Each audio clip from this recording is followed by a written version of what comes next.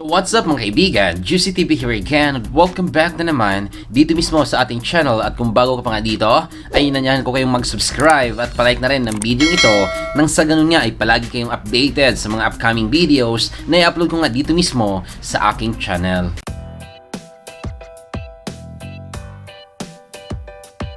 So ayun nga mga kaibigan, bago natin umpisahan ang balitang COVID-19 dito sa bansang Saudi Arabia, ay tingnan muna natin mga kaibigan ang isang public advisory na inilabas nga ng ating konsulado dito mismo sa Jeddah.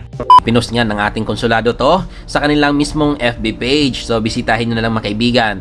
Isa nga itong public advisory na kung saan nga mga kaibigan, isa itong advisory para sa pagsuspinde ng appointment site ng Jeddah, PCG at mga paalala sa mga appointments na apektado ng pagsara ng konsulado. So yun mga kaibigan, nagtataka tayo kung bakit nga hindi tayo makapag-set nga o hindi tayo makapag-book ng appointment nga sa mismong website ng Philippine General Consulate na kung saan nga mga kaibigan ay naka-down nga ito dahil nga mga kaibigan sa pagsara nga ng ating konsulado. So ito yung nakasaad dito mga kaibigan. Nais naming ipaalam sa publiko ang mga sumusunod. Simula July 18, 2020, hindi na maaaring puntahan ang appointment booking site ng konsulado. Habang bumubuo ang konsulado ng bagong sistema sa pag-book ng mga appointments, ang lahat ng nangangailangan ng serbisyong konsular ay pinapayuhan na antayin ang anunsyo tungkol sa bagong proseso ng pagtanggap ng kliyente simula August 9, 2020. Pangalawa, nakuha na lahat ng slots para sa mga serbisyong pangkonsular hanggang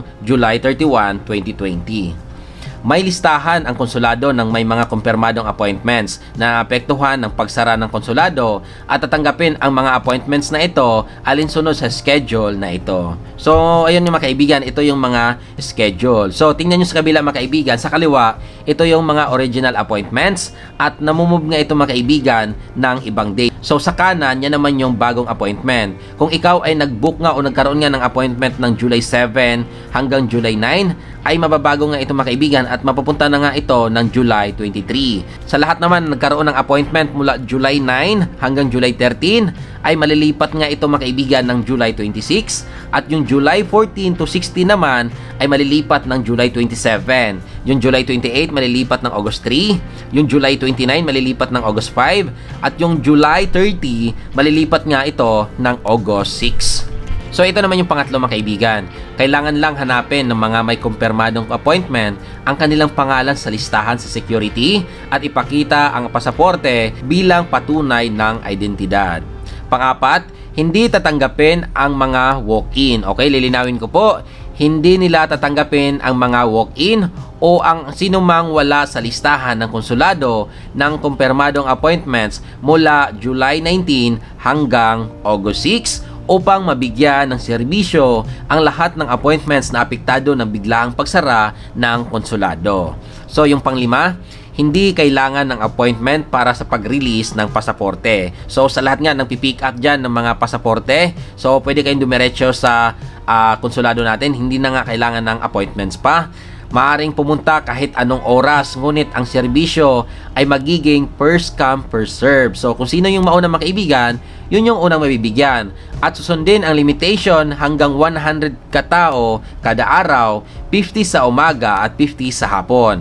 Alinsunod sa utos ng pamahalaan ng Saudi ukol sa pagtitipon. Ito yung pang-anim, ang lahat ng may importanteng pakay ay maaring magpadala ng email sa mismong email nga ng consular at pcgjeddah.org. So yun mga kaibigan, sakaling may mga concern kayo o mga katanungan, pwede rin kayo mag-email mga kaibigan dito sa mismong email address na ibinigay nga nila.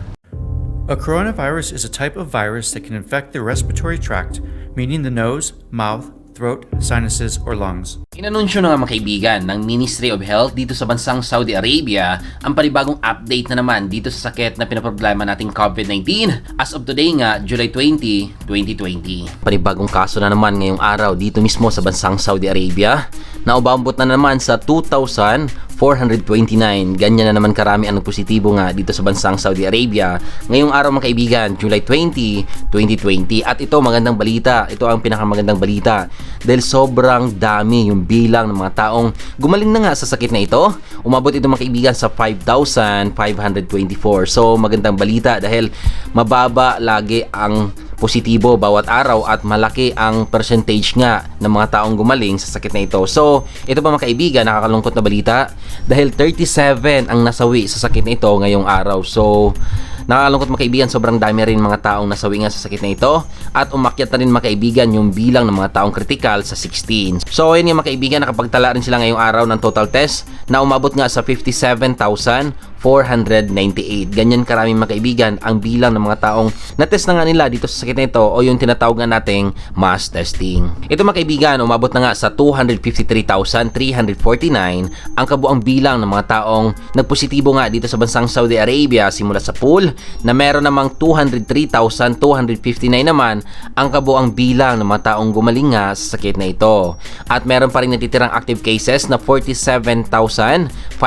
So marami pa rin mga kaibigan yung patuloy na lumalaban pa nga sa sakit na ito. At umabot na rin sa 2,523 ang kabuang bilang ng mga taong nasawi sa sakit na ito. So medyo marami na talaga mga kaibigan yung nasawi nga sa sakit na ito. At nakapagtala na nga sila ng 2,728,400 na kabuang bilang na kanilang na-test nga dito sa bansang Saudi Arabia o yung tinatawagan nating mass testing. Dito sa active cases, ang una yung Riyadh na may 7,343. Punta naman natin mga kaibigan ang balitang Pilipinas nga as of today, July 20, 2020. Umabot na nga mga kaibigan sa 43,991 yung active cases o yung bilang nga ng taong patuloy pa rin na lumalaban sa sakit na ito. At umabot na nga rin mga kaibigan sa 68,898. Ganyan na po karami yung kabuang bilang ng mga taong nagpositibo nga sa bansang Pilipinas. Ito mga kaibigan, magandang balita dahil umabot na rin sa 23,072 ang kabuang bilang ng mga taong nakarecover nga sa sakit na ito. At magandang balita dahil 607 dyan ngayong araw. Sa Pilipinas, umabot na rin ang kabuang bilang ng mga taong nasawi sa 1,835. Ganyan na po karami ang nasawi sa Pilipinas at 4 nga dyan ngayong araw. Puntahan naman natin mga kaibigan ang report na inilabas nga ng worldometer.info. Umabot na nga sa 14,741,412 ang kabuang bilang na nagpositibo nga sa buong mundo. At meron namang 610,747 na kabuang bilang ng mga taong nasawi nga sa sakit na ito. At meron namang 8,792,382 na kabuang bilang ng mga taong nakarecover o yung mga taong gumaling sa sakit na ito. At ito naman mga kaibigan ang listahan ng top 5 countries na nangunguna nga sa may pinakamaraming nagpositibo sa kanilang bansa. Grabe, sa USA mga kaibigan 3 million plus, magpo 4 million na ito. Sa Brazil 2 million plus, sa India 1 million plus, at sa Russia 777,000 at yung South Africa na may 364,328. At so ayun lamang mga kaibigan ang balitang Saudi Arabia at Pilipinas, pati na rin ang kabuang total nga na nagpositibo sa buong mundo. Naway mag-ingat tayo sa lahat ng oras, sa lahat nga ng ating gagawin sa buhay-buhay natin. Panatilihan nga mga kaibigan ang paghugas ng ating mga kamay at manatili na nga sa bahay kung wala namang importanteng lakad sa labas. At kung lalabas man ay siguraduhin ngang nakasunod ka sa social distancing nang sagang nga mga kaibigan ay hindi ka nga basta-basta mahawaan dito sa sakit ng pinoproblema natin. Tumawag lamang sa 937. Yan po yung hotline number ng Ministry of Health sakaling ang gustong i-report regarding nga sa COVID-19. Shoutout mga kaibigan kay Feli. God bless you, Idol. RIP sa ating mga kababayan. Condolence sa family. Shoutout again sa friend ko na si Helen, Cora at Loida. Salamat Idol sa info from Al Corayat. So maraming salamat. Shoutout din mga kaibigan kay Waifufufu BHDUF. Shoutout Idol, God bless. Watching from Jeddah. So maraming salamat.